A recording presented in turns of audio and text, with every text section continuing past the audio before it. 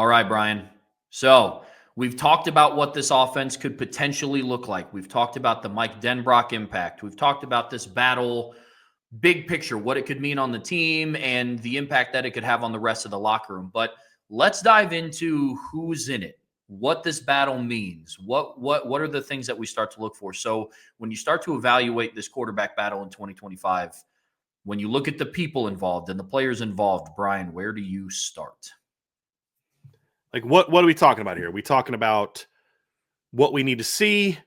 There's pros and cons. There's all these different things, right? The first thing that I think is the foundation of this, and I hope I'm answering your question that you just asked.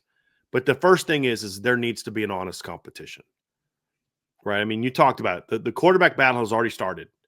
It started the minute the plane landed back in South Bend after the championship game. I mean, that's when it really started. And it's a three-man battle. Everybody has their favorites. Everybody has the guy that they think is going to be the guy. And that's fine. At the end of the day, I hope that all Notre Dame fans can say, hey, look, we're going to rally behind whoever wins the job. But here's the thing. That's got to happen in the locker room too, as well, Trevor. And the way that happens is because there's an honest competition. There's got to be an honest competition. Now, what is an honest competition? It's several things. Number one is it's one where you really feel like everybody gets the reps and the opportunities to perform. What frustrated me last year with Marcus Freeman was entire spring. I've said this before. I think CJ Carr is the best of the group.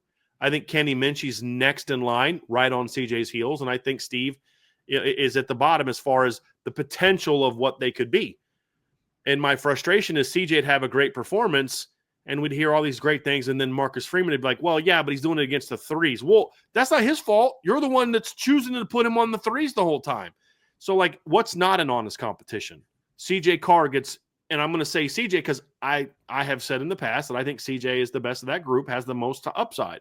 But if CJ gets all the number one reps and Kenny gets all the number two reps and Steve gets all the number three reps and they all get the same amount of reps, but they're working with those teams, that's not an honest competition because Steve never got those opportunities with the ones. And then you could flip it. You could put Kenny with the ones or Steve with the ones. But if that's all we see, then that's going to be an issue. There needs to be some level of, okay, there's a balance in opportunity with the top group in similar settings. So if, CJ's in there in base team drills and he leads the number one offense against base defense and they go up and down the field and score. And then you put Steve in the game with the ones during the blitz period when all they're doing is blitzing. And he's like, well, Steve didn't have the same completion percentage as CJ had. He got sacked more times. Well, duh, because in CJ's period, they didn't blitz him. And in Steve's period, that's all they were doing. And it's a defensive period. So of course he's not going to look as good. So however you want to put insert name here, there can't be that because players see that. Like, well, yeah, you guys let CJ and Steve got all these one reps and Kenny had to go with the twos all the time. Like Kenny didn't get a fair shot. No, there's all different ways that you can say that wasn't really an open competition. And this guy, he got his reps. Yeah, I get that he got his reps. But if you're going to say, well, yeah, but he did those against the twos and threes. Well, if you didn't give him a chance then to show that against the ones, that's on you, not him. He lit up the people you put him in front of him. And if you want to see him do it against the ones, then freaking put him in against the ones and see if he can do it with the ones, not in a scrimmage where, Kenny's with the twos and CJ's with the ones or CJ's with the ones and Steve's with the twos or vice versa. And it's the one offense and one defense against the two offense and two defense. And you're like, CJ outplayed Kenny in that one. Well, yeah, he was going against the number two defense and Kenny was going with the number one offensive line and number one receivers. And Kenny was going against the number one defense with the number two offensive line and the number two pass catchers. That's not an even competition if that's all they do. But there is some of that makes an honest competition if you're giving different guys opportunities. So if the next day, now Steve's with the ones and Kenny's with the twos or CJ's with the twos, now that's how you start to evaluate. Like, look, the ones moved a lot better when Kenny was in the game than when CJ or Steve was in the game. And Kenny also, even though he didn't perform as well in that quote-unquote head-to-head, We're not evaluating that. We're not evaluating how he did with the 2s against the 1s. We're going to look at the 4 days in a row and we're going to say, here's Kenny's numbers with the 1s. Here's CJ's numbers with the 1s. Here's so-and-so's numbers with the 1s. But look who ran the number 2 best. Kenny was, they were all kind of the same with the 1s because the 1s are really good against the number 2 defense. But this guy over here, he did the best leading the second group against the 1s. Now that's where you start to see some separation. So it may not look like it's a fair competition. And if they only go against the 2s and go with the 2s and 3s, that's not a fair competition. But if you're mixing them around, that's how you start to evaluate the room. As you may think, well, so-and-so was with the 3s that day, and they were going against the 1s. That's not fair. But you know what I saw as a coach? I saw a quarterback that showed poise while he was getting his butt kicked. I saw a guy that was, every time he got sacked, he was getting up, patting his lineman on the head. Hey, don't worry about it. He wasn't throwing his helmet down or throwing his ball down or yelling at his lineman because he'd go, freaking block for me. No, I saw a kid that was poised. When that other kid got over there, he was getting flustered. He was rushing the ball. I'm evaluating that because in a game, I may not have you in there with the 3s, but there may be a time where the 1s are getting their butt kicked by the other team's 1s, and I need to know how you're going to handle that pressure. And so it's all an evaluation. So you want to see different times where Steve's with the 3s, Steve's with the 2s, Steve's with the 1s, CJ's with the 3s, right? You get what I'm saying, Trev? Yeah. And you evaluate all of that. But if one guy's always with the 1s and one guy's always with the 3s, that's not an open competition. And it doesn't have to be directly 33.3, 33.3, 33.3, and then 0.1 goes to, Tyler Buckner, Anthony Rizak. That's not what we're talking about. There needs to be some level of everybody's getting opportunities. And as somebody starts to separate, 2 guys start to separate, then you can say, okay, now let's go over there and these 2 guys are separating. Let's let them now go with the 1s and 2s, whenever that may be. And that's kind of where I look at it, Trevor, and say that's an honest competition. And if you have an honest competition and you play the guy that does the best, most consistently, moves the team the best most consistently, shows the attributes you need, you pick that guy based on how he does that, not because he's the most experienced, not because he's the best athlete, not because he's the highest upside or highest ranked guy. I just literally named all 3 guys and the advantage that they all have. But it's because this guy moved the team the best, most consistently. And if that's Steve, so be it. If it's Kenny, so be it. If it's CJ, so be it, as long as it's for that reason, not some arbitrary, I know CJ and Kenny outplayed Steve, but we saw Steve, he's done it before in games. So freaking what? Somebody in the show, Steve, all he does is win. He went 1 and he did a great job in the Sun Bowl against an 8-5 Oregon State team. Don't care.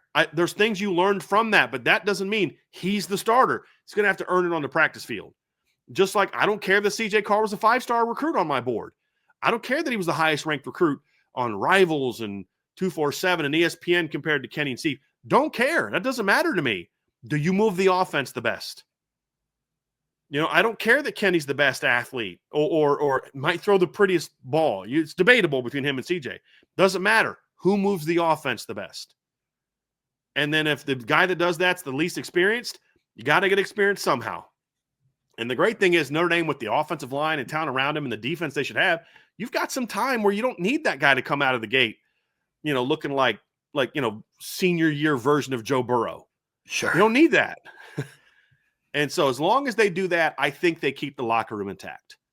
As long as they do that, I could see more guys in the room staying. But if you don't run a fair competition, you will see the guys that didn't get that fair shot bounce. And you're going to see a fractured locker room, and you're going to see an offense that doesn't perform as well because people are going to know we're not putting our best guy out there. And y'all may not realize this, but trust me, players know that stuff. They see – receivers see that. Hold on a second. We're starting him? I mean, I'm the guy that's got to catch passes from these guys, and that ain't the dude. That's the dude. And offensive line can be like, well, man, we give up way more sacks when that guy's in the game than the other guy's in the game. Or we're protect this guy and he keeps running and scrambling or, rushing throws or whatever. I mean, the players see that stuff. So as long as it's an open competition and the best man wins, Trev, I think this quarterback battle will end up strengthening the locker room more so than hurting it. That's how I feel about it. But that's the most important ingredient. When you talk about pros and cons, I think the biggest pro for me, Trevor, of a quarterback battle is you get to see guys compete. And the winners, competition brings out the best in them. The non-winners, they fold in battles like this. And so you see who's really that guy. Maybe 2 guys, maybe even 3, hopefully 3. But I think that's the biggest thing for me is the competition alone is going to force all these guys to every day try to be at their best. And whoever wins the job, that's going to make him a lot better off when the season starts. There's a lot of pros for me.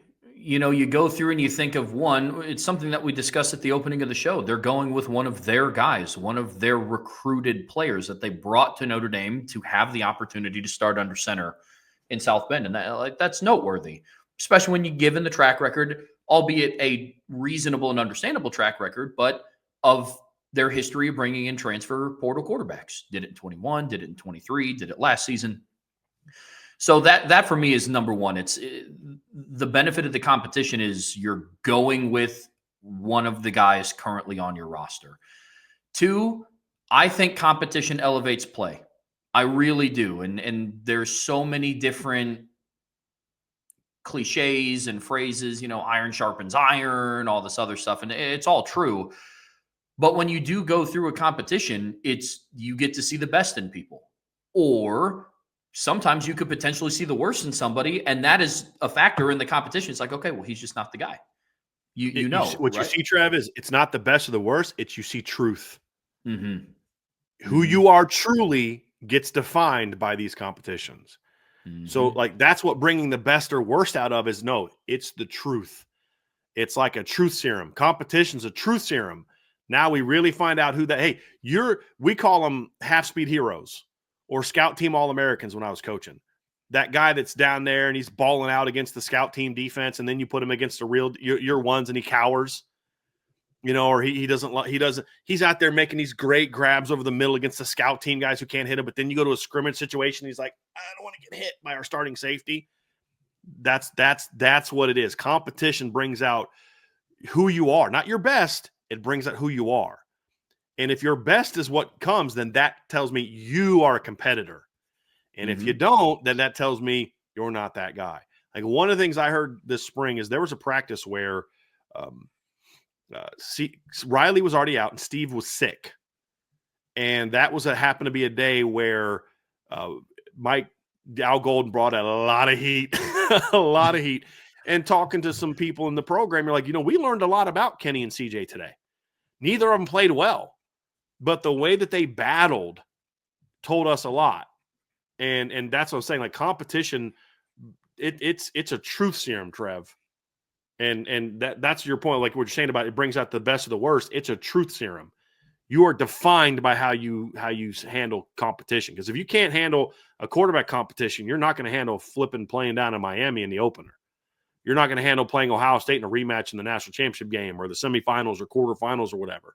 Because I know you buckled on the practice field because we were, tracking all your throws, and you had to outperform CJ and Kenny or Steve and CJ or Steve and Kenny or whatever combination you want to have.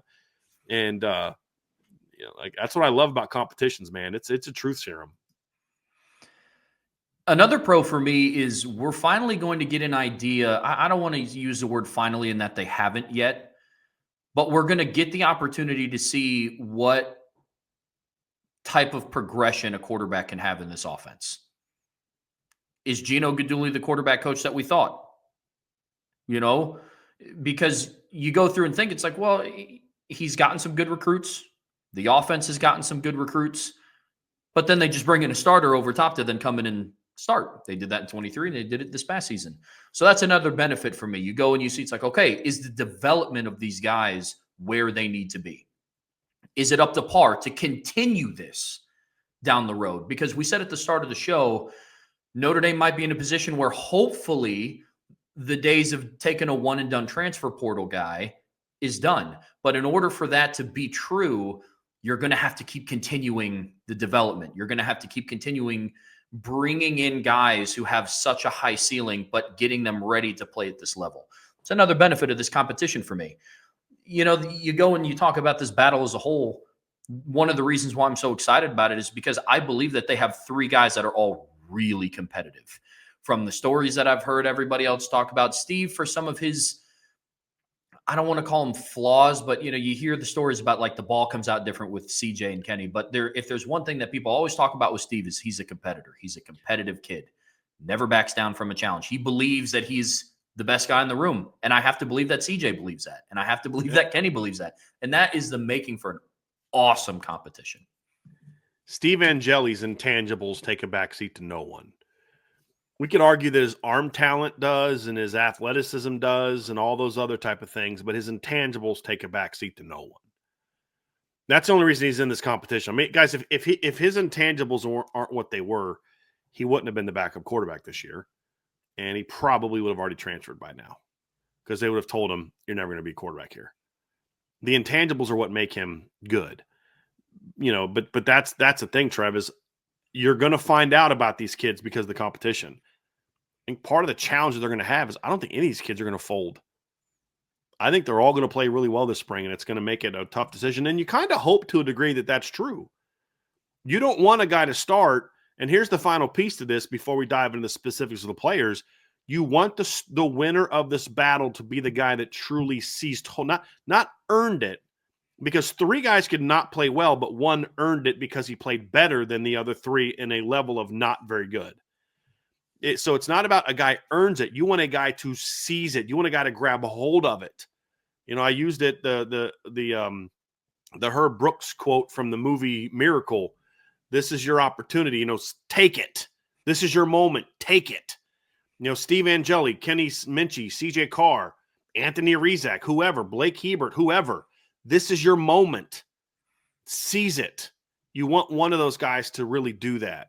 Maybe two of those guys to really do that.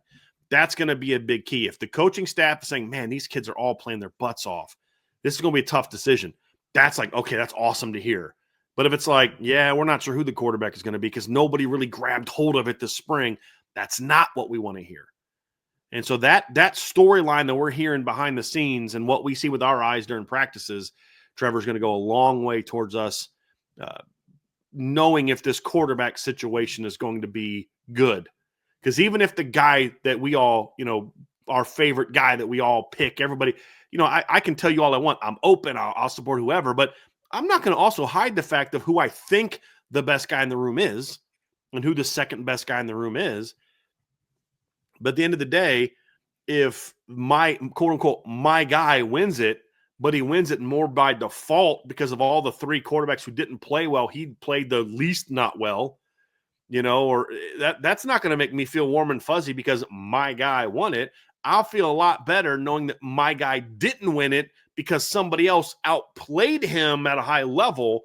That's going to make me feel a whole lot better than my guy won it in what was an otherwise sort of ugly spring period for all the quarterbacks. So that's the final piece is you hope that whoever wins it sees like really just like okay, that's the guy. That's the guy. Yep. I mean, I love that guy and he's my dude and he's my roommate, but I love you, buddy. But you may have loved Garrett Kubiak and he may have been your best friend on the team, but you also knew that John Elway was your best quarterback. You know what I'm saying? Right. Yeah. Like guys know that. They'll see that. And sometimes even the other quarterbacks are like, look, man, I did my best. And that guy's different. They know that. Doesn't mean they like it, but they can see it. You hope that that's the case. And that's my final piece to this big picture part of the battle before we dive into the three players and what we like and maybe some concerns and what they need to improve upon. Well, I think that's a perfect transition, Bryan, to really break down the three guys that are in the heat of this competition. And so I think it's going to be fun. I think it's going to be a situation where you hear it in the practice reports of so-and-so might have not had a great practice. You know, they're going back to their dorm and counting down the seconds until they get back out on the field to have a redemption type, bounce back type of day. And I think all those things are going to be the makings of a really, really good competition. Yeah. So let's talk about the guys, Trev. Let's just go right into it. Let's go right into it. Love it. So starting out with the most veteran guy in the room, Steve Angeli. Let's kind of break down his stance on this in this competition, the pros, the cons, the areas of improvement, what advantages they might have. So when you look at a guy like Steve Angeli with this one, Bryan, where do you start your evaluation? It's you start where we just ended with him. It's the intangibles. It's you need to see that now that he's truly in a competition, because Steve's never had this kind of pressure on him before. He's known the last 2 years he's the backup. And a lot of guys can thrive when they're the backup. Even in the bowl game, he knew going into the bowl game that he's not going to be the starter next year. I mean, he knew who the starter was going to be the next year. I think Riley had already committed by then. I think Riley committed in December, early December, if I remember correctly, like around December 6th or 7th or somewhere around there. He knew he was going to be a starter. There was no pressure on him. Now there's pressure on him because he's battling for the starting job. What you need to see from Steve in that is that those intangibles that we all love, going back to, and this kind of leads into takes me back to my rant yesterday about the spring game. What was the first sign that we all had that Steve Angeli's a cool cat? Don't care about anything they do in high school. It's watching that kid in the last 5 minutes of a running clock in the blue gold game just calmly take his team down the field and then scramble that ball in as the clock expired to win the game for his team. And the only emotion he showed the entire time was after he scored the winning touchdown. You're like, dude, that guy is cool under pressure, man. Like now again, it was a spring game, but still, he was a freshman. He should have been in his second semester as a senior in high school. He should have been going to prom. He should have been hanging out with his buddies after 4 years of high school. And here he is in Notre Dame Stadium, just cool as can be. He's been in this offense for a month, just doot, right down the field, touchdown. Like, that's what you need to see now that there's pressure on him, is those intangibles. It's the confidence. It's the swagger he carries. I mean, Steve, like you said it earlier, Trev, and I agree with it. Steve thinks he's a lot better than he actually is physically, but he needs to be, because if Steve had the same opinion of himself that I have, he would just be like, I'm happy being a backup quarterback. And he wouldn't be in this battle. He's in this battle because he thinks he's a really good quarterback. And that's good. That's a compliment. That's not an insult, because that's the only way he's going to have a shot to win this job. And not just win the job, because that's just step one. Winning the job, step one. The important part is now go out there and win football games. But he'll be that because he thinks he's the man. And that's why he'll be calm late in games. That's why he was calm coming off the bench in the Orange Bowl. That's why he was calm going into the Sun Bowl. It's why he's been calm any ever time he's had to step on the field. It's because, like, I got this. Been doing this my whole life. He hasn't. He barely played in high school because, unfortunately for him, his junior year was his first year as a starter. It was the COVID year. Only got to play like 7 or 8 games. But he just plays like he's like a 10-year NFL veteran. That's the kind of poise that he has. And that's the foundation of why he's in this battle, in my opinion.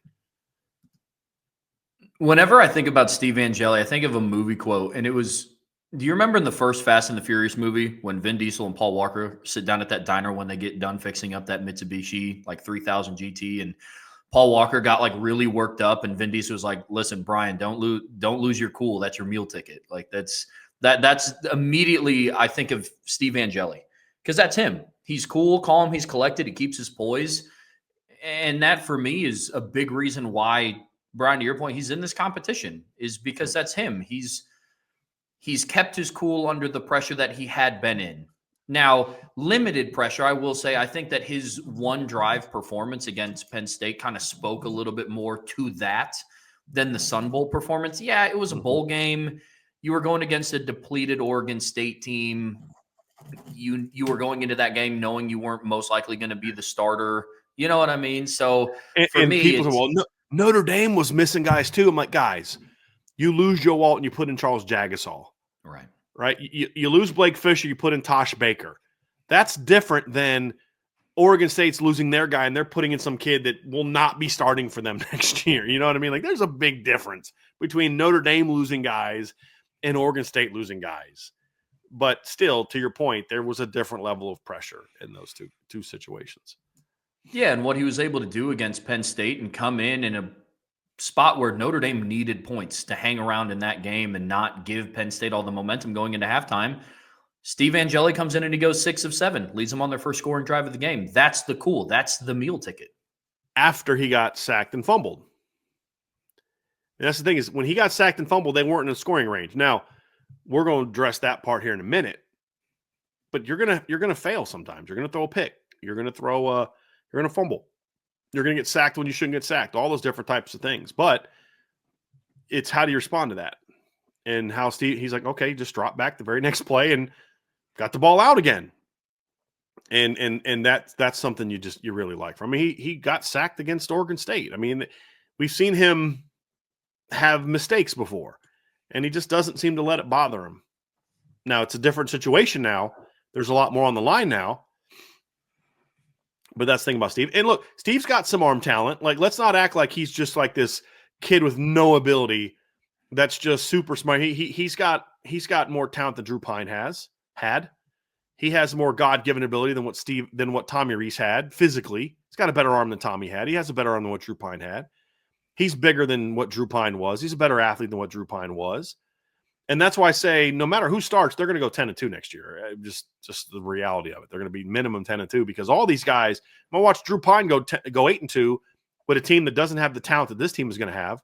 And he's a better quarterback than what Drew Pine was. So you look at it and say the floor is pretty high with Steve. You're not going to you have a better chance of having a disappointing season with one of the other two younger guys than you do Steve. The difference is I think you have a chance for an even greater season with those other two guys because the floor is higher, but the ceiling is not. But Steve is also a guy but he has some arm talent. He throws a pretty deep ball. And we've seen that throughout his tenure. I mean, he sees a one-on-one outside. He's not afraid to take it. I mean, the slot fade to Jaden Harrison against Purdue was a beautiful ball. He threw a slot fade for a touchdown to Jordan Faison last year. You know, that throw he ran where he's running to his left and he hits Cooper Flanagan in the end zone. That was a nice throw. And we saw that against when he's come off the bench at other times when he's thrown the ball down the field. We've seen him in against Oregon State last year, had two nice deep balls. One, Jordan Faison was wide open. The other, he was covered. And Steve slightly underthrew it, but it was enough to where the guy wasn't able to get a hand on it. He throws a pretty deep ball. He does. And that's the other thing. And he's a quality athlete also. So Steve's sack issues have more to do with feel than they do with lack of athleticism because he's a quality athlete. I mean, he showed that on that one quarterback designed run against Purdue where he broke like 3 tackles and picked up 20-some yards. Yeah. He's not a stiff back there, but he's got good arm talent. He's a smart kid from the standpoint of he understands the offense. Now, we'll talk about some processing issues here in a minute. He has good arm strength. He has, he throws a clean ball too, Trevor. Like, that's the one thing that's going to be true of all three of these quarterbacks. They all throw really clean. And what I mean by that is they all throw mostly spirals and they're pretty tight, which as a receiver makes it a lot easier to catch. Is also better in late in the year when the weather's not great. A tight spiral with really faster revolutions is going to cut through the wind a lot better than a ball that doesn't have as many revolutions or doesn't come out on a spiral. Like if that nose is kind of going like this, that wind's going to take it and it's going to make it better. If you keep that sucker really tight, that ball's going to come out and it's going to cut through the wind. And so they all have that. They all throw really pretty tight balls. Now, to varying degrees, but Steve has that as well. In the sample sizes that we've seen Steve come in and play as well, he makes pretty good decisions. Now, I will say, like, when I mean good decisions, I mean he doesn't put the ball into harm's way to be turned over. When he throws, yeah. Yeah. I've only ever seen him do one, what the freaking heck was that throw in his career? And that was against Stanford last year. Remember, he hit that linebacker right in the chest. And they didn't let him throw again after that. But in practices, in scrimmages, and I mean, we haven't seen him make those type of throws, Trevor. That's the point you're making, and I tend to agree with that. He's not going to go out there next year and throw 13 interceptions. Now, there was a moment in the Sun Bowl where, again, you love the confidence, and you love where his heart's at, probably not a hurdler. I remember there was a moment where he ran on a quarterback draw and tried to hurdle a guy and then fumbled the football. So that's one of those where love the confidence, Steve. Maybe let's keep both feet on the ground. But in terms of, in all seriousness, in terms of his throwing ability, he doesn't put the ball into harm's way a lot. Some of that does kind of come from the lack of read progression that he has, like his ability to see the whole field. Because Bryan, to your point, it is either a one-on-one slot fade or one-on-one to the outside go ball, or it is a check down. And when you put yourself into those situations, it is also, you are also minimizing your chance to throw a pick. Yeah. So, you know, that's the cons of Steve, right? The things he's going to have to improve upon. That's it right there. He is an all or nothing thrower. And you can't run an offense like that, especially against good teams. I mean, we've complained how many times about how Notre Dame just didn't do enough throwing the ball, really pressing teams down the field. And I broke down the numbers a week or two ago where if you look at how Steve performed in Penn State and Oregon State, the two games where he played meaningful snaps, he threw fewer balls down past 10 yards past the line than Riley did. Now, he threw more balls 20 yards past the line, but way fewer in that 10 to 19 range, to your point. It was all or nothing with Steve. And there's reasons for that. And I think it's the reasons for that that are really what he needs to improve upon. It's not like, hey, Steve, I need you to be more willing to throw those routes over the middle. It's you got to fix what causes him to do that. And here's some things that cause him to do that, in my opinion. Number one, I don't think Steve processes quite as quickly as the other quarterbacks from the standpoint of processing includes not just reading the defense, but having your body and mind work together. There's quarterbacks that you'll see that can read the ball, the route just as much and anticipate just as much. But when I see it, now I start my motion and I'm getting the ball out. Where other quarterbacks are like they're moving and their feet are leading. So like when my eyes come over, my feet have already moved. So when I see that, I've already brought my feet over. I see it. I'm just going right into my throwing motion.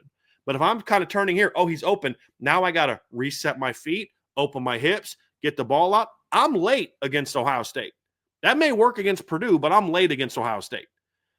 And so what Steve would do is he would see that, and then by the time he's ready to throw, it's not there. Because you'll see him kind of go like this at times in practice and scrimmages and in the blue gold game where it's like he knew what was there, but he wasn't ready to throw it.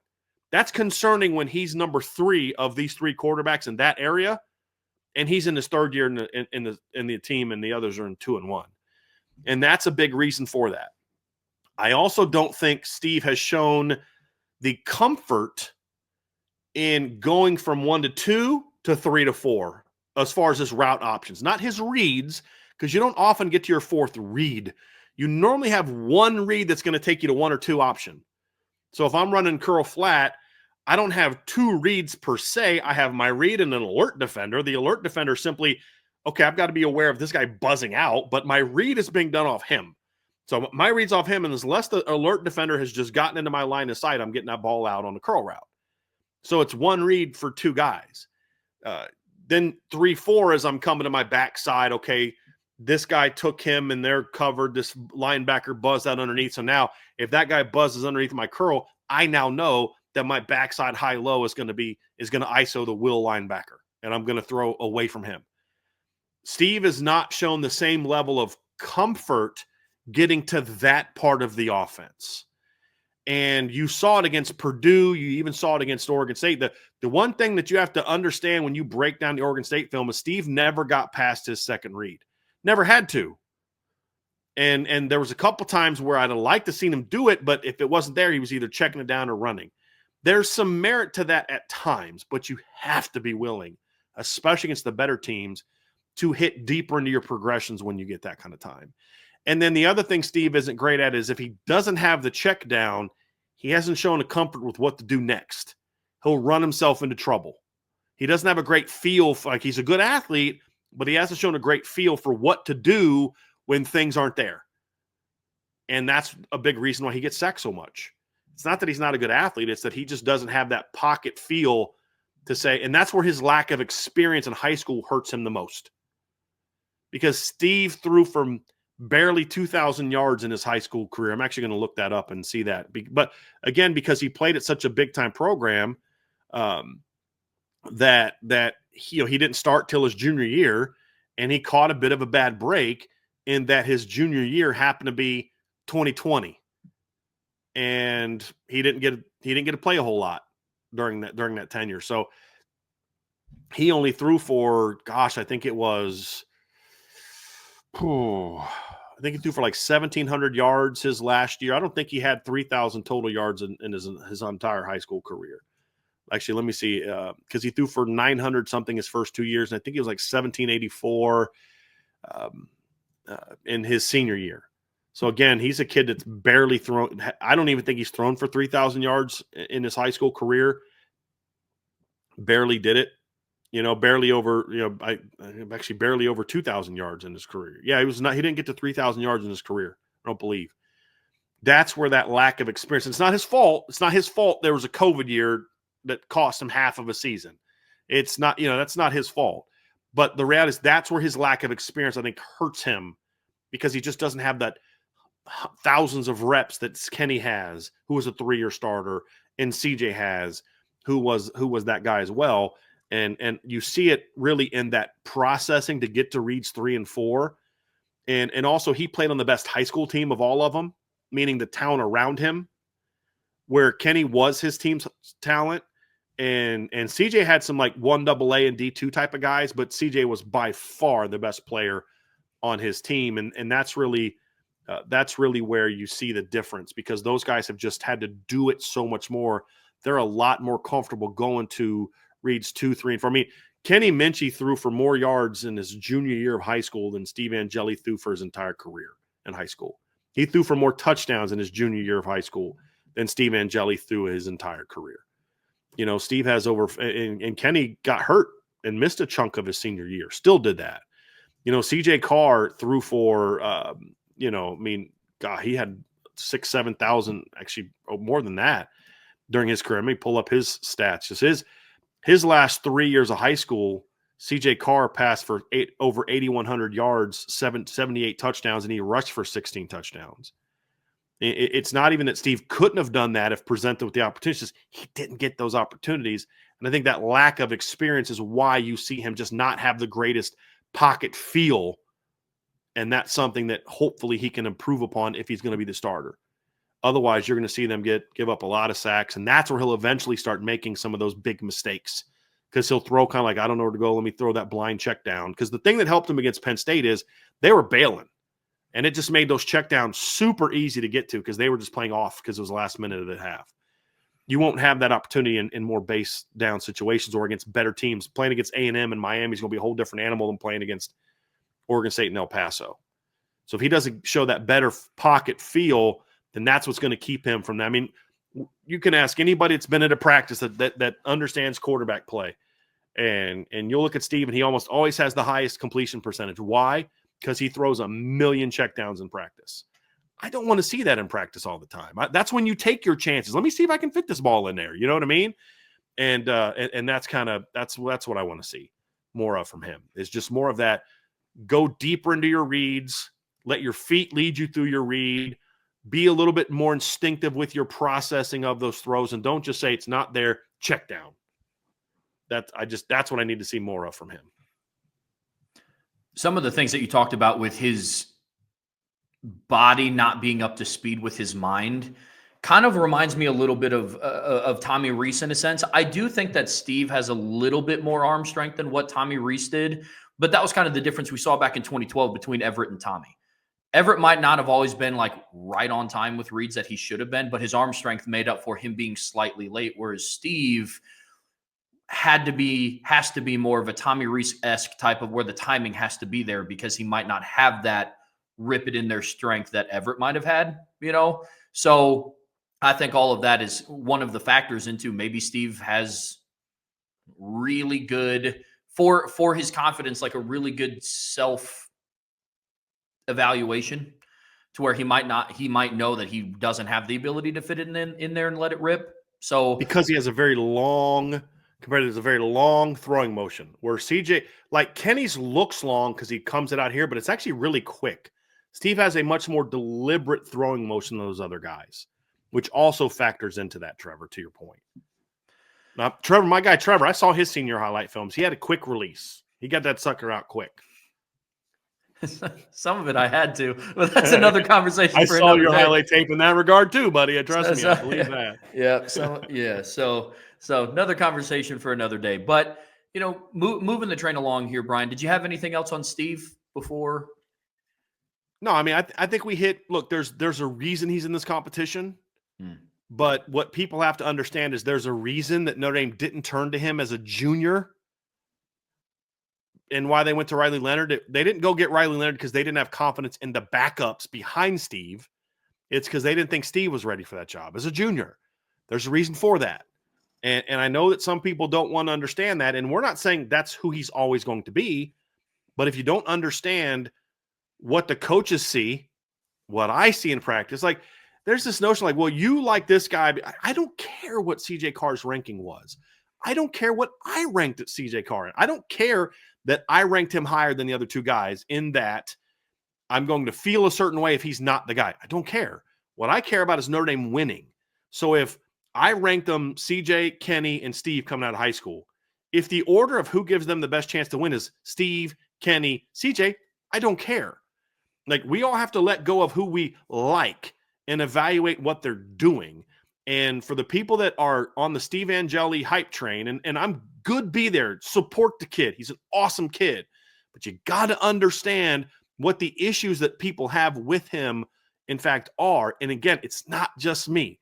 I promise you the things that I'm pointing to are things that the coaches know. If I know it, I promise you that Mike Denbrock knows it.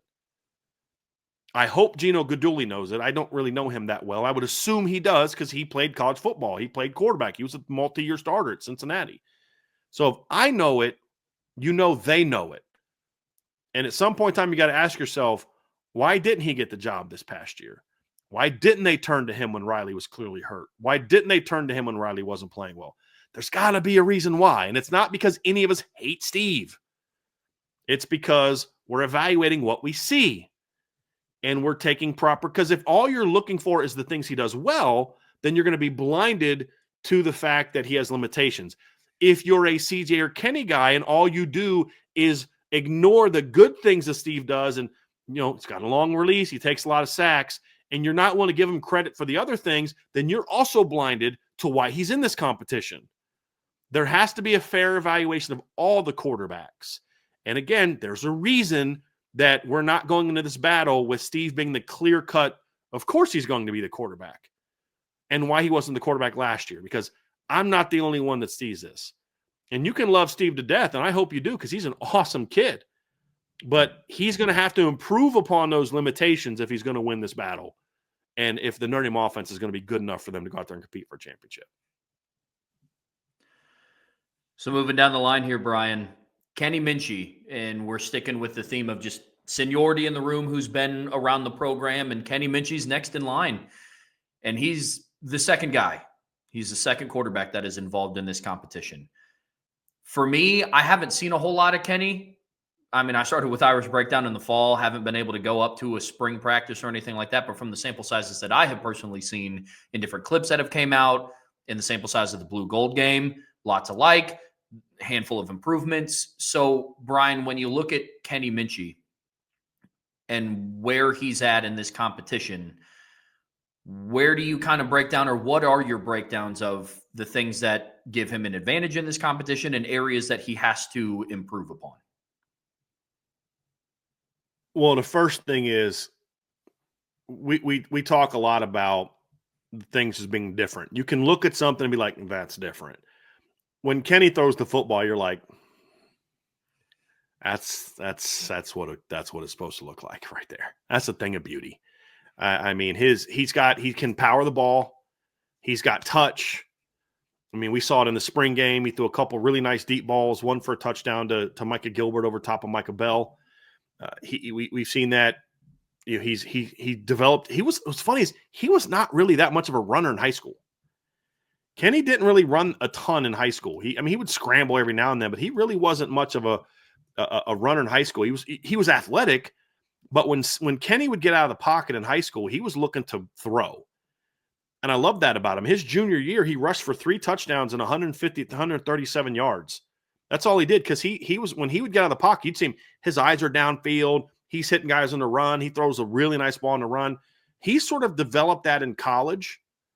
And we saw like what we saw last spring, and then the touchdown run he had against Purdue. That wasn't really there in high school. He was an athlete, but he wasn't a runner. And that's who he is. I mean, he's still a guy that's going to sit back, and when Kenny is really hurting you, it's sitting back in the pocket, reading the defense, and getting the ball out in really impressive fashion. He gets good zip on the ball. He's got a really compact release. He's a guy that's a quality athlete. And we've heard since he was in high school that he's a really smart guy. I talked to a Notre Dame coach when they were recruiting him, and he was like, look, this is one of the smartest kids I've ever recruited at quarterback. Now, they also would say that about CJ. Like, that's something that they've been looking for in quarterbacks, is they want guys that can really show that high football IQ, and Kenny is part of that. And we heard people at the Elite 11 rave about how you get him on the board, and he was the most impressive quarterback we had, just breaking down coverages and all that kind of stuff. So he's a really smart kid. It's got to now turn into that smartness results in better decision-making, because the flip side of that is Kenny is he is very inconsistent with his technique. His feet get him into a lot of bad spots, and his feet often what lead to him making some rush throws. The interception he threw in the spring game was just kind of that inexcusable, bro, that's an awful throw. Like, I don't mind you getting picked because you tried to make it throw. That's just, I'm bailing and I'm just throwing the ball down the field. Can't make that kind of mistake. And what we learned about CJ, or about Steve also, Trev, in the spring game and the Jersey scrimmage, he's a slow starter. Now, once he gets going, he will rip you apart. But to be the starter, he's got to be better, like right out of the gate. And I don't know what it is that kind of has him be that way, but he's gonna have to work on that. So being really tighter with his technique and not allowing his feet to get him into some bad positions, and then just being a little bit better decision maker when he's getting pressured. That's when Kenny kind of makes some bad decisions. He doesn't respond well to the pressure of and when I mean pressure, I'm talking about like the defense pressuring him, not like the pressure of the moment. Kenny's a pretty smart, calm kid as well. But that's really going to be the big thing, is if he's going to beat out Steve and CJ, that decision-making has to improve, and the conversation needs to be about, did you see that throw? Did you see that run? Like, this kid is a playmaker, and he's coming out. He's starting fast, first team period. He's doing this, he's doing that, and he looks really good. That consistency of execution is really when you see from Kenny. And one of the big things that I've heard about Kenny is there's questions about, does he really have that burning fire inside to be great? There's some that question that. Like, I think he wants to be great, but like, is it really like a fuel that burns inside of him? If the answer to that this offseason is yes, Kenny absolutely has a chance to win the starting job. If it's not, he won't win it, because I know that Steve and CJ have that. And not all quarterbacks have that. There's been other guys that have. I didn't think Deshaun Kaiser had that. I just didn't. There's been guys like that, and if Ken, and sometimes it's because like I'm not the starter, so I can't turn it on like that. But when it's my turn, I'm that guy. But when it's just when he's on, Trev, I mean he throws some gorgeous balls, man. I mean, he's also really good. Him and CJ both, but Kenny is really good at knowing how to throw guys open. Especially in high school, we saw that a lot. There's times where, I saw him one time, and he can change arm angles really effectively, where he was dropping back to throw, and there was an over route coming to his right, and he just kind of dropped his elbow down and slung that ball, because the elbow drop created the ball to kind of get up and down a little bit, because if you throw a ball like this and you try to get over a linebacker, sometimes it won't come back down. But sometimes when you kind of sidearm it, it'll kind of go up and come back down with a little bit of a different angle. And he drops that sucker right over top of a linebacker and hits the runner on the over route, just boom, on stride, and he just takes off running. You're just like, dude, that is a freaking dime. And he did that as a junior in high school. So I mean, he's got that ability to make some anticipatory throws where it's like, and the thing about that, and I talked about this when we broke his film down. When I first saw that, I saw the behind the quarterback angle. I didn't see the receiver. I'm like, who the heck is he throwing that ball to? Because when I break down film, the first thing is I'll just let the whole film go. I'll just watch it. And then I go back and rewind and all that. I'm like, who's he throwing to? And then all of a sudden you see this receiver come out of nowhere, just boom, hits him right on the run. You're like, oh, wow, that's impressive. And Kenny's got that kind of ability when he's on. The problem is Kenny just tends to run a little hot and cold. And when you're in a competition against guys like Steve Angeli and CJ Carr, you can't run hot and cold. But when he's hot, he's as good as anybody in the room. We saw a little bit of it in the blue gold game. I mean, it was honestly a tale of two different halves from Kenny Minchey. Between the first half, he was almost a little bit too unsure of himself. The game looked to be a little bit too fast for him in the first half. And then he settled in the second half. And to your point, Bryan, he started dicing up the defense. Some of it could be just not inability to perform in the moment. I don't think any of the quarterbacks on this roster, the moment will be too big being a starting quarterback at Notre Dame. But I think it's just call it jitters, nerves maybe. But that's something that Notre Dame can't have at quarterback in 2024 or in 2025 because we saw that in 24. There was a lot of times with Riley, love everything that he did for this team. But there were times where, to your point, against Florida State, you saw early, it's like, all right, he just doesn't have it today or right now. In the first half against Penn State and the first half against Ohio State, it's okay, he's just not seeing the field right now. But once he gets into a rhythm, you start to see, oh, okay, that's the Riley Leonard that we remember seeing at Duke in 22. That's the Riley Leonard we've seen at times against Army and against Navy and at times against Stanford and at times against Louisville. So that's going to be something that Kenny's going to have to work through. But like I said before at the start, in the small sample size that I've seen him really rip it, I know exactly what you mean when you talk about things are a little different. I mean, I go to a lot of games and I see in warmups the differences when that ball comes out in Nate's hands. Yeah. Anything else to add on Kenny before we? Yeah, I just think that you brought up Riley Leonard in 2022, and I think that's actually a really good comp for Kenny in a lot of ways because Riley could change arm angles a lot. Riley showed really good anticipatory ability that year. Kenny is a lot like Riley was that year as a thrower, not as a runner. Riley's a different cat. There's no one on the roster, not even Anthony Rizak or, unless they move Tyler Buckner back to quarterback, there's nobody on the roster at quarterback that has Riley's running ability. Just like get that out of your system. They're not going to run like that next year. But Kenny has a little bit of that gunslinger to him that Riley had in 2022, where he'll drop that arm down and get the ball out, lead it, drop it down so he can get it out over top of a guy. And he's got a little bit of that gunslinger, except for Kenny's a little bit more naturally accurate than Riley was. And he's got a little bit stronger arm than Riley had at that time. Now, where Riley was better is Riley, because he was so much more dynamic athletically, could kind of not go with a read and then just take off and run and make a big play. Kenny can do that to a degree, but you really need Kenny to be more comfortable making those type of throws. That's the point. And that's what he's going to have to get to, is that consistency. Be the gunslinger, but be a better decision-making version of that gunslinger. Don't force that ball over the middle when there's literally no one open. And if Luke Talmadge didn't pick it off, if I remember correctly, there was another defender there that was going to pick it off. Like somebody was picking that ball off because he just kind of chucked it. Can't make those kind of mistakes when you're now battling for the quarterback job and you're going into year 3. But I think Kenny, there's some people that take it real personally when Kenny's name isn't mentioned in a quarterback battle. And he is a little bit of that middle child. Where it's like the older child gets a lot of the attention because he's older and he's this and he's that. And so, he's the firstborn and all that kind of stuff. And that's Steve. And then there's the baby, there's the last one. There's the one that needs the most attention because he's the youngest and he's the baby. And then there's the middle child that's kind of like, what about me? And that's kind of who who Kenny is, but make no mistake, thank you. Make no mistake, Kenny is in this competition.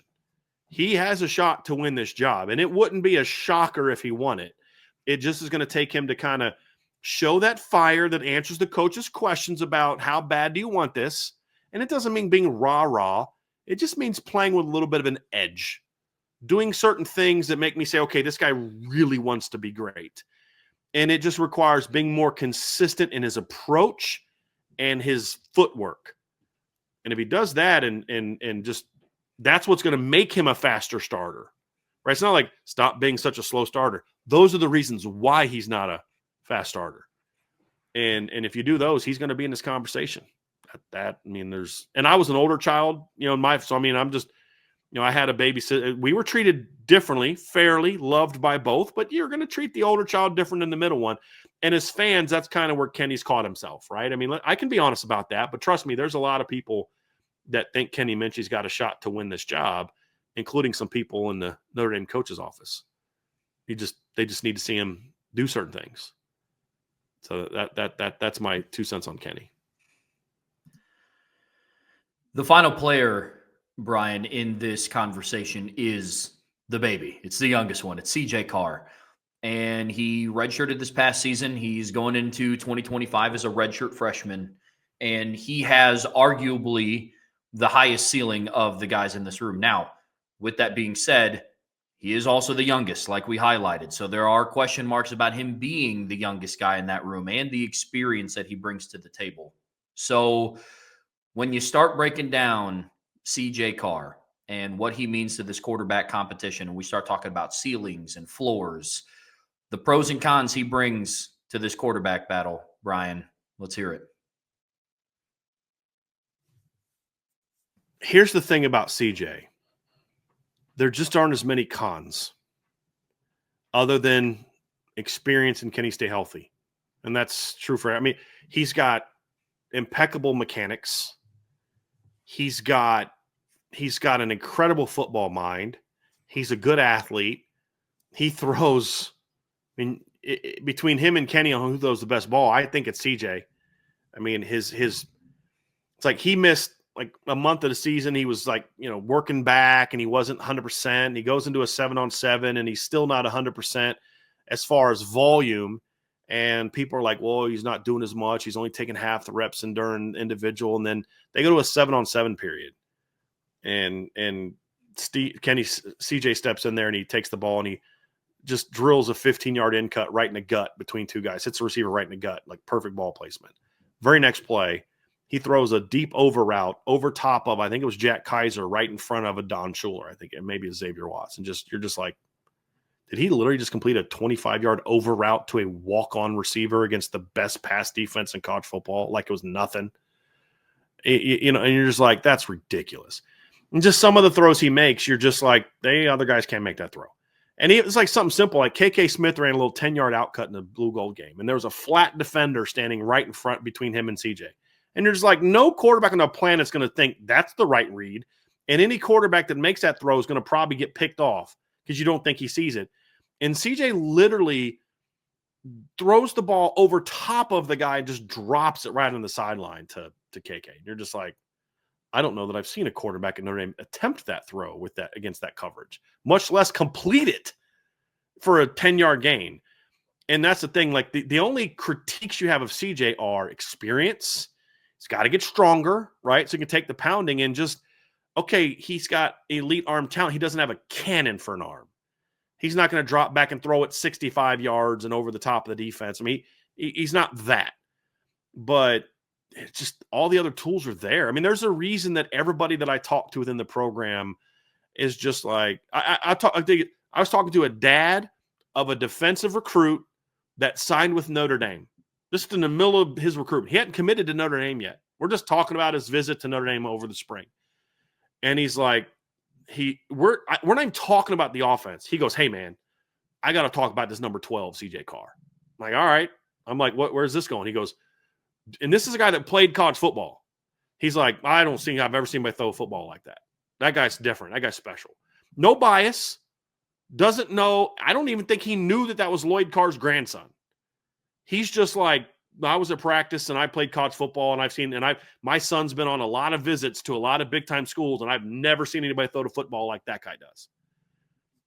That's just the reality. It's not a knock on Kenny. It's not a knock on Steve. It's just you look for flaws and you're just like, okay, his arm's not as strong as Brett Favre's, and he's not as big as Josh Allen, and he's not going to run for 1,000 yards. It's like, I mean, you can nitpick and find things, but you're just like, dude, sit back watching him throw the ball. You're just like, that is just a thing of beauty. It's like I'm watching Picasso paint.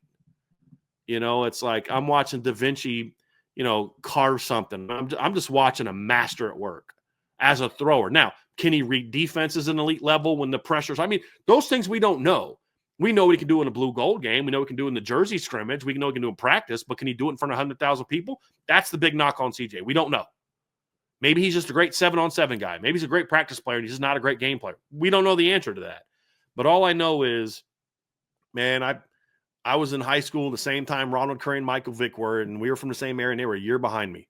I saw those guys play. I saw Jimmy Clausen throw live. I saw Everett Golson throw live. I've seen Andrew Luck throw live. I've seen Trevor Lawrence throw live. I've seen Jameis Winston throw live.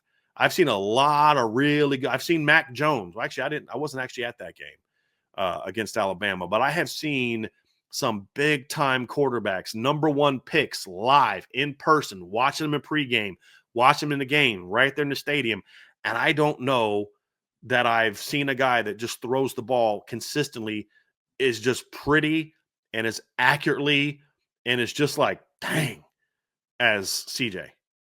The number's small. I mean, you watch Andrew Luck throw and you're like, dude, that's different. You watch Jimmy Clausen throw, you're like, this guy could just paint a masterpiece. He doesn't have the arm that some other guys, but this guy could put the ball wherever he wants to put it. I mean, that's the reality of it. Now, can he do it and read a defense and with pressure in his face? Those are the things we got to find out. We haven't seen that yet. I have never seen CJ Carr throw a pass without a red jersey on in college. It's a different animal. But people talk about why are you so high on CJ? It's that right there. It's that right there. That's what I've seen. I've seen guys with stronger arms. I've seen bigger guys. I've seen more athletic guys. That kid throws a pretty football. And people say, well, you're just hyped up on him because he's Lloyd Carr's grandson. I could give two rips who his grandfather is. I could give two rips who his father is. I care about how he plays. Right? Otherwise, I'd have been like, hey, let's go Nate Montana. You know what I mean? I don't care. I care about what he does. That is a name I've not heard in a minute. Right. In a minute. So that's kind of that's why I graded him as a 5-star. It's because of what you see on film. It's what you see when you see him throw in person. It's what I saw at Irish Invasion. It's just like this guy's just out there painting masterpieces. Now the next part is what we got to find out now is, can he do that when there's 11 dudes on the other side of the field that are allowed to hit him? They're allowed to mix up coverages. You're not off of a script. Can he run an offense that way? That's the big unknown with CJ Carr. And that's what he's going to have to go out and prove in a lot of these game situations and practice situations in the spring. That's where it's at. And then he's got to get stronger. That's the key. There's things that I saw of him in the blue gold game that I really liked for his age. And I would have liked it if he was a senior as well, but I think his youth in the program, amplified how impressive it was to me. Whenever he broke the pocket, eyes remained downfield. And that might sound simple to some, but you've seen other quarterbacks who've started multiple years in college fail to do that. It's little things. It's maneuvering around in the pocket. Both hands were on the ball the entire time. Josh Allen, for the Buffalo Bills, had trouble with that, and he was a professional. Yeah, but he can make up for it with a lot of other things. Yeah, absolutely. Absolutely. But it's little things. This ball 70 yards, like it's nothing. In the wind. I'm going to jump over a middle against linebacker the wind and snow. I know it, man. But it's little things like that you see. And I remember watching the blue gold game with my dad, and I was talking to him. I was like, man, I haven't seen a quarterback be able to do some of those things in a second, right? At Notre Dame. Right. Yeah, yes. And so for me, it's really promising. all the conversations you hear about the ceiling and the potential and the arm strength, I love hearing all those things. But for me, it's some of the more impressive things is where he was at maturation wise was a lot farther along than an early enrollee freshman. And that for me is something, because that's another thing that I don't think people remember is when CJ played in the spring game, he was an early enrollee, similar to what Steve was when he played in the spring game back in 22. He was supposed to be getting ready for his senior year high school prom, so that's for me, it's really promising things. But to Brian's point, it's hard to come up with cons for a guy where it's just kind of like, okay, we haven't seen him do it.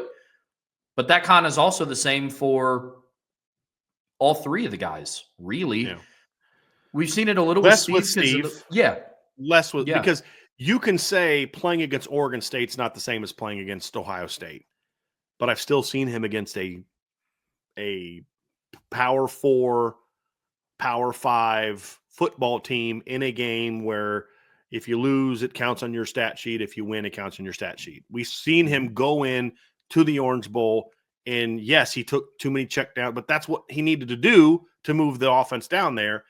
And there were some throws that he could have made. I mean, I talked about the if he hits Eli Raridan on that little wide hitch throw, I think it was 2 plays before he got the second sack, Eli might score. I mean, but again, he's a guy coming off the bench cold. I don't expect him to be perfect. I mean, those were things that if he was in the flow of the game, maybe he would have seen that type of thing. But you still saw the poise. You saw him handle the pressure. You saw him bounce back from getting sacked.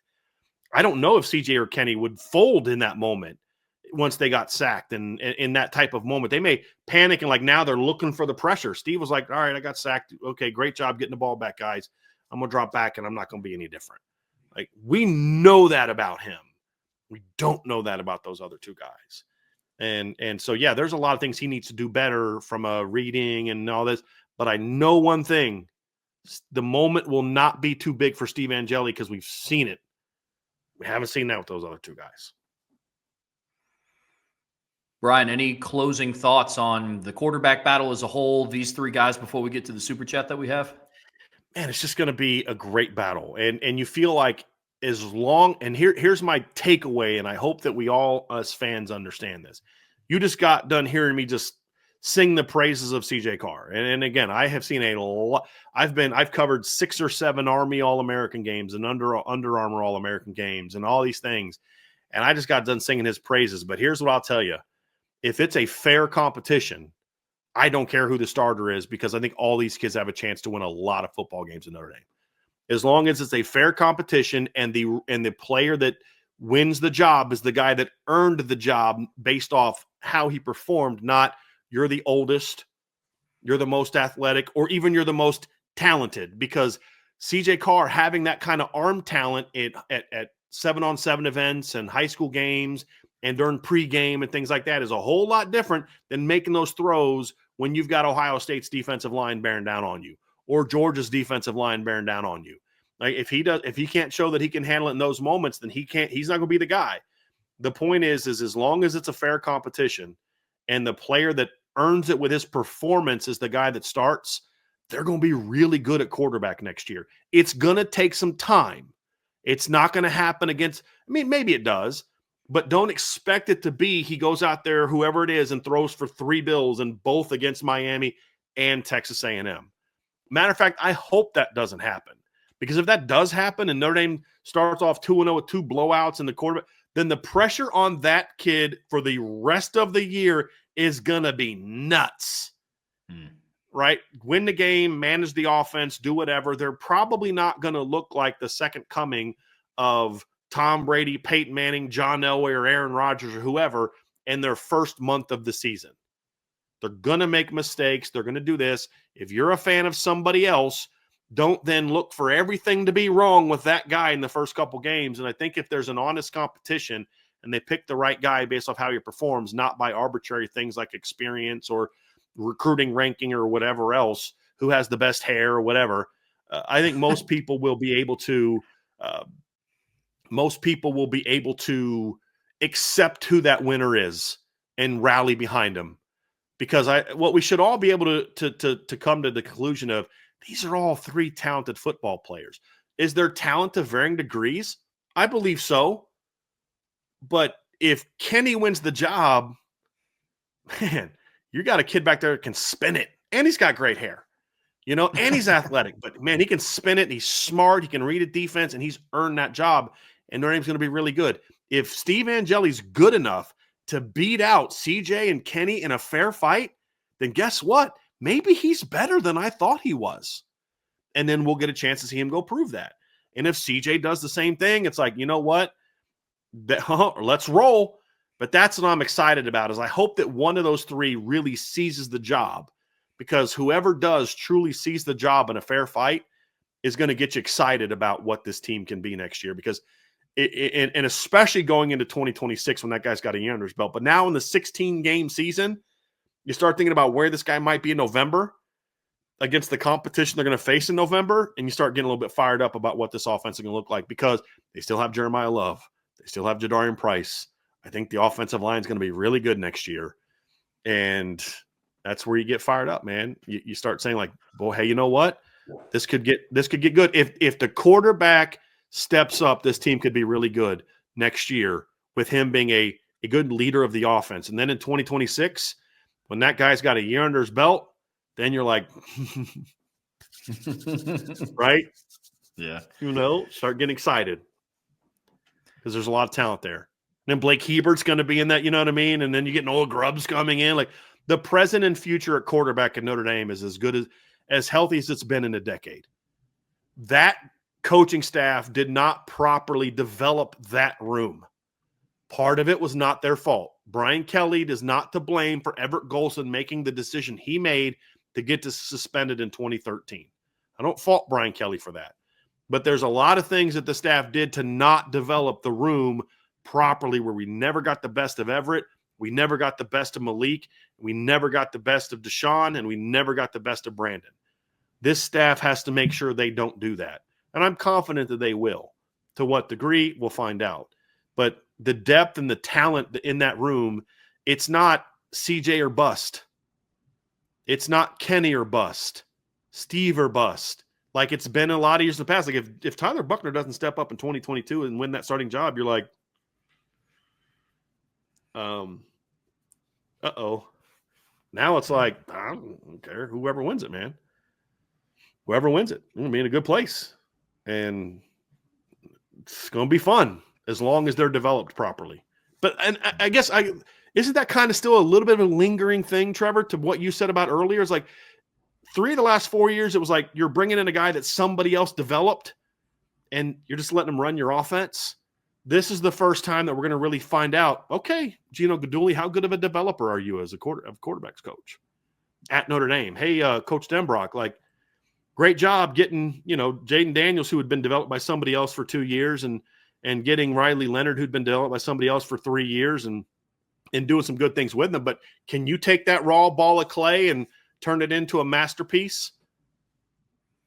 I think that's probably my final question. It's not really about the 3 kids, but it's more about the coaching staff. And I'm not saying they can't do it. It's just like anything else. It's an unknown because they haven't had the opportunity to do it or been in a position to do it.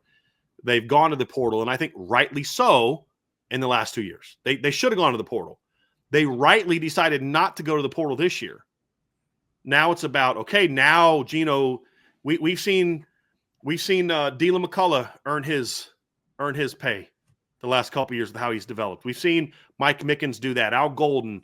And now it's like, okay, Gino, now you're in the spotlight.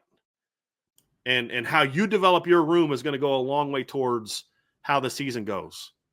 And who might be calling you next year trying to say, hey, man, you want to come call some plays for us? We saw what you did with that quarterback over there, and that's the opportunities that might present themselves. But that's my final concern is, and it's more so because we just haven't seen it from this group and the issues with the past. We've got to see if this group can do it. I'm confident they can, but we need to see it at Notre Dame. That's my final piece. We share the same question mark around the coaching staff. And it's not that they lack the ability to, but we just spent an hour talking about the upside of all 3 of these quarterbacks in this competition, to where if one of them doesn't step up and perform the way that they are projected to, it'll start to raise a little bit of questions. I don't think that they don't have the ability to do it. It's just we haven't seen them have to. For me, the best storyline of this competition is there's going to be a great arc for whoever wins the job. If it's Steve, all things being a fair competition, he just beat out two really high ceiling kids. That's going to leave you feel really good. If it's Kenny, he beat out somebody that's going into his 4th year with the Notre Dame program and 2nd year with an offensive coordinator. The first time he's been able to say that in his career. And CJ Carr, a kid who has arguably the highest ceiling of all three of the guys. And if it's CJ Carr, a redshirt freshman just beat out a senior and a junior.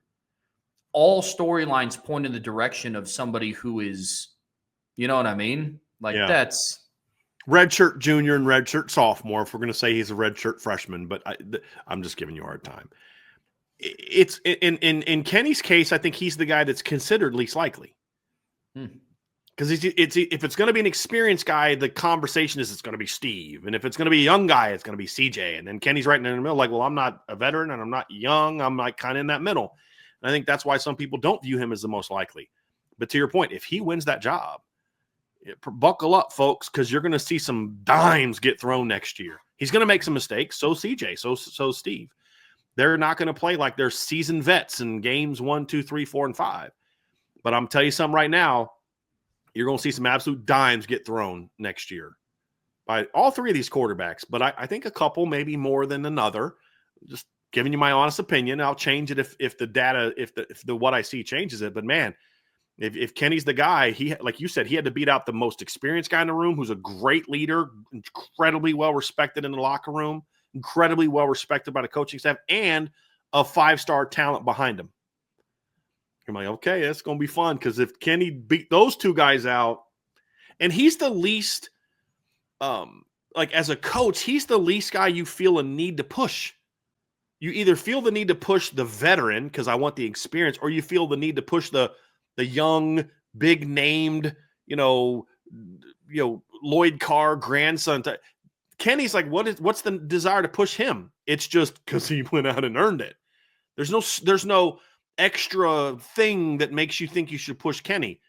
Again, it's kind of middle child type of thing, but that leads you to believe if Kenny wins the job, that means he took his game to a whole new level, and it's gonna be fun to watch. And if, like you said, if CJ does it, it's gonna be fun to. If Steve does it, you're just like, dude, it's gonna, I just hope that they make the decision for the right reasons. That's the big key. And that's the final thing that Marcus Freeman, one of the final things Marcus Freeman has to prove as a coach. Can you make the decision to go with a young, unproven guy who might make more mistakes, who might turn the ball over more than your veteran, because you're willing to look in the future and say, but once he works all that stuff out, or do you keep pushing that back? That's going to be the tough part for Marcus Freeman and the coaching staff. It's going to be fun. Mm-hmm. And if you are going to go with the young guy, let him be young. That's my, weather the storm a little bit. And when I mean weather the storm, I mean not. If he goes out and just has an abysmal performance, it'll need addressed, right? But it can't be some of the offensive stories that we heard from early in the season this past year, and Marcus Freeman's coming out in the pregame and say he just needs to run the offense and not do anything too risky. And can't be that. Can't be that. Right. Got to find that happy medium, letting him run the offense, knowing he's going to make mistakes, but don't beat him down so much for those that he's just afraid to try to do anything after that. We saw that under the previous coach. Like, that doesn't mean it doesn't mean you accept the interception Kenny threw against in the scrimmage, the blue gold game. It doesn't mean you accept the pick that Steve threw against Stanford, or if CJ makes a similar, I haven't seen that throw, but it doesn't mean you accept it. It just means you don't crush him for it. And you correct it. You're like, come on, man, you got to be better than that, whatever. But understand that's going to kind of happen. So, Trev, we did a super chat real quick before we get out of here. Charlie Weiss's last belt loop, joking kind of, but who does Urban Meyer, Luke Fickell know as a running back coach that Marcus Freeman will bring in on the staff? Hope all is well, IB and fellow Indy fans. I see what you did there. A lot of Luke Fickell and Urban Meyer trees. I don't think that he looks for Luke Fickell people. It's just a lot of the people that Luke Fickell hired or people that Marcus Freeman worked with. He coached with Mike Brown for 2 years at Cincinnati. He coached with Mike Denbrock for 4 years at Cincinnati. He coached with Gino Guidugli for, I think, 3 years, 2 or 3 years at Cincinnati. It wasn't like he was like, "Hey, Luke Fickell, who do you have?" He knew those guys because he worked against them. And so the Urban Meyer thing, I feel you. But I think Marcus Freeman has an idea because he also interviewed some guys for this job 3 years ago. And I'm sure he'll have some other people in the business that have recommendations, but it's got to make a home run. That's the key. Got to make a home run. So, Trevor Trowbridge, my friend, that'll do it. Well, thank you guys for being with us for the better half, about 2 hours, 40 minutes. It's weird. Coming off of a 5-hour show yesterday, I was like, man, it didn't feel like we went for that long, but we still almost did a 3-hour show today. Almost, yeah. Yeah. I'm like, I'm going to have all this free time after this? Oh, nope. Well, listen, great conversations today. And as always, all these conversations have been happening on the premium message boards. But before you guys get out of here, be sure to hit that like button, hit that subscribe button, hit that notification bell, share this podcast with your friends and family. Got all my recruiting rankings and grades for the 25 class up on the board. I broke down and ranked the offensive class, broke down and ranked the defensive class. Also did my grades for the class on offense, my grades for the class on defense. You can find those at irishbreakdown.com, but also have them on the message board at boards.irishbreakdown.com. I'm going to try to finish up here before I have to head to the small group we have at 6:30. I'm going to try to finish up my 2-year grades where I put the 24 and 25 classes together on offense and then defense and grade them. Should have that up here soon as well. And you'll find all of that on the message board at boards.irishbreakdown.com. Chris H., I think it was Chris Sabo had some disagreements with some rankings. Chris, great place to have that chat is on the board. So just go into there, respond to it, tell me what you agree or disagree with, and we can have that conversation. That's what it's meant for. And to my guy, Spencer Kane, my dude, me disagreeing with you is not me thinking you're being disrespectful, buddy. I like engaging. I like dialogue. And I like responding to people who don't agree with me because that requires more of a conversation other than just thanks for agreeing with me. So don't take it that way. I love the debate. That's why I want to get more people on the board so we can have those conversations. And I do like hearing other people's opinions. So until tomorrow, Bryan and I will be back here at 1 p.m. to do the Friday free-for-all mailbag, where we will address a lot of the questions after another crazy week of this offseason. I'm sure we will have a lot of really good submissions in tomorrow. But until tomorrow, that's Bryan. I'm Trevor. We will see you back here very soon on the Irish Breakdown Podcast.